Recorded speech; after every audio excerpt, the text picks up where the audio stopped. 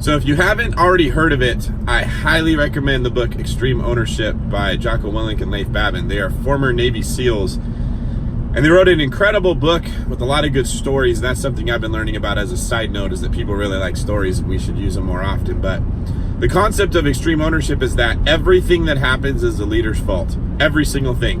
When somebody else makes a mistake, it's still your fault, because you could have trained them better, prepared them better, held them to a higher standard, run them through scenarios where they would have known what to do. It's your fault.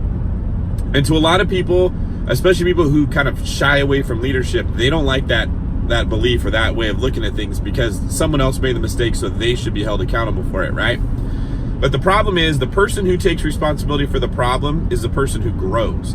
They're the one who gets to look at themselves and say, okay, I missed the mark because of this. I'm going to improve so next time I hit the mark. And when you start taking responsibility for everything, what you find is that you start growing. You start growing way faster than everybody else. And you'll start to have massive success, because success is always going to follow growth.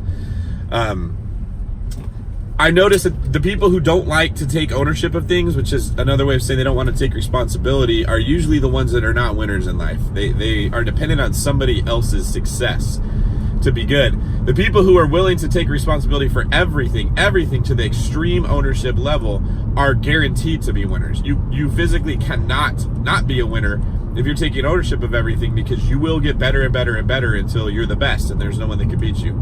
So what I want to ask you guys is, as you go throughout your day and things happen where something goes wrong, because it's impossible to have a day where nothing goes wrong, ask yourself, what could you have done to fix that? And I promise you, there is something for every single problem that you could have chosen. Even if it's your boss screwed up and got your company bankrupted, you still chose to work at that company.